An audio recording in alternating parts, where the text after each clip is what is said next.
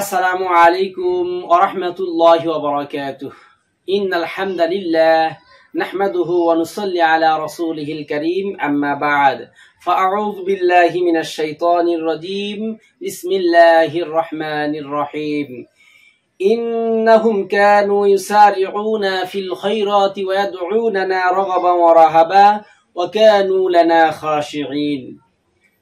সাদাকাল্লাহুল আযীম। সমস্ত প্রশংসা মহান আল্লাহ রাব্বুল আলামিনের জন্য এবং লক্ষ কোটি দরুদ ও সালাম সরকারে দু আলম শাফিউল মুজদাবিন রাহমাতুল লিল আলামিন মুহাম্মদুর রাসূলুল্লাহ সাল্লাল্লাহু আলাইহি ওয়াসাল্লামের উপরে। আজকে আমরা ইসলামী সাধারণ জ্ঞান থেকে আলোচনার একটি পর্যায়ে আপনাদেরকে বলতে চাচ্ছি, আশা আর ভয়ের মাঝখানেই হলো আমাদের ঈমান। আমাদের যে ঈমান নামক দৌলতটি আল্লাহ রাব্বুল আলামিন দান করেছেন, এটাকে আমাদের দৃঢ় রাখতে হবে, মজবুত রাখতে হবে। এটা যেন আমাদের কাছ থেকে হারিয়ে না যায়। এই দৌলতটি যাদের হারিয়ে যাবে তারা কিন্তু একদম বিপদগামী হয়ে যাবে। আমাদের উচিত সর্বদা আশা ও ভয়ের মাঝে অবস্থান করা।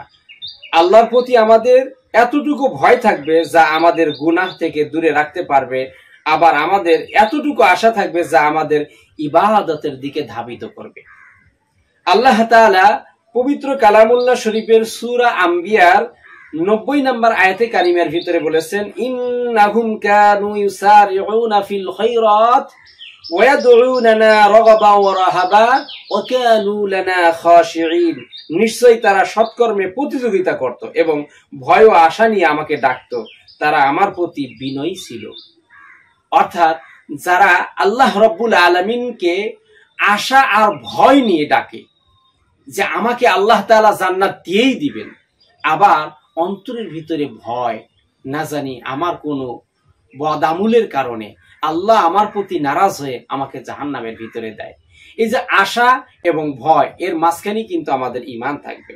মহান আল্লাহ রাব্বুল আলামিন এই আলোচনায় আবার সূরা বানী ইসরাঈলের 57 নম্বর আয়াতে কারিমের ভিতরে বলেছেন, উলাইকাল্লাযীনা ইয়াদউনা ইয়াবগুনা ইলা রাব্বিহিমুল ওয়াসিলা আইয়ুহুম আকরাবু ওয়া ইয়ারজুনা রাহমাহ ওয়া ইয়াখাফুনা আযাবাহ ইন্না আযাবা রাব্বিকা কানা মাহযুরা। তারা যাদেরকে ডাকে তারাই প্রতিযোগিতা করে নিজেদের রবের নৈকট্য লাভের উপায় পেতে, যে তাদেরকে কে কত নিকটবর্তী হতে পারে। তারা তার রহমতের আশা করে এবং তার শাস্তিকে ভয় পায়। নিশ্চয়ই আপনার রবের শাস্তি ভয়াবহ। মহান আল্লাহ রাব্বুল আলামিন আমাদেরকে আশাও দিয়েছেন, আবার ভয়ও দেখিয়েছেন। আশা কি? যে আমাদেরকে আল্লাহ রাব্বুল আলামিন আমাদের উপরে খুশি হয়ে, রাজি হয়ে, রাদিয়াল্লাহু আনহুম ওয়া রাদু আন, যেরকম ভাবে মহান আল্লাহ রাব্বুল আলামিন সাহাবায়ে কেরাম রাদিয়াল্লাহু তাআলা আনহুম গণের উপরে রাজি এবং খুশি হয়ে তাদের জন্য জান্নাত অবধারিত করে দিয়েছেন, ওই রকম ভাবে আমাদেরকেও আল্লাহ রাব্বুল আলামিন জান্নাতুল ফেরদাউস দিয়ে মেহমানদারি করার আশ্বাস দিয়েছেন। আবার আল্লাহ তাআলা জাহান্নামেরও ভয় দেখিয়েছেন। এই আয়াতের ভিতরেই বলেছেন, ইন্না আযাবা রাব্বিকা কানা মাহযুরা। নিশ্চয়ই তোমরা জেনে রাখো আল্লাহ রাব্বুল আলামিনের আযাব বড়ই ভয়াবহ। এই আযাব থেকে আমাদেরকে ভয় করতে হবে। আমরা যেই রকম ভাবে জান্নাতুল ফেরদাউসের আশা করব, সেই রকম ভাবে আমরা জাহান্নাম থেকেও ভয় করব। এই দুইটার সমন্বয় যদি আমরা করতে পারি, তাহলেই আমাদের ঈমান দৃঢ় থাকবে, মজবুত থাকবে, আমাদের ঈমানে কোনো ফাটল ধরবে না।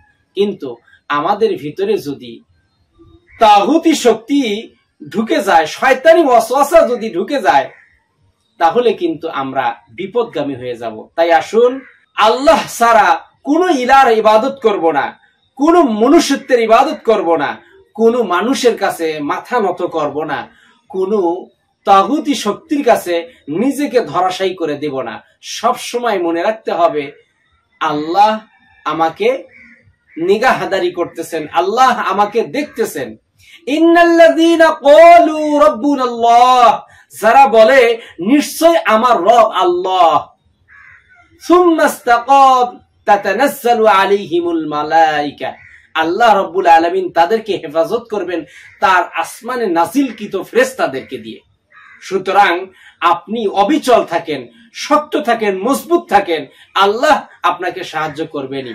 ইদা জাআ নাসরুল্লাহ। আল্লাহ রাব্বুল আলামিন আমাদের সকলকেই নসরত করুন, সাহায্য করুন, এই কামনায় আজকের মতো শেষ করছি। ওয়া আখির দাওয়ানা আনিল হামদুলিল্লাহি রাব্বিল আলামিন। আসসালামু আলাইকুম ওয়া রাহমাতুল্লাহি ওয়া বারাকাতুহু।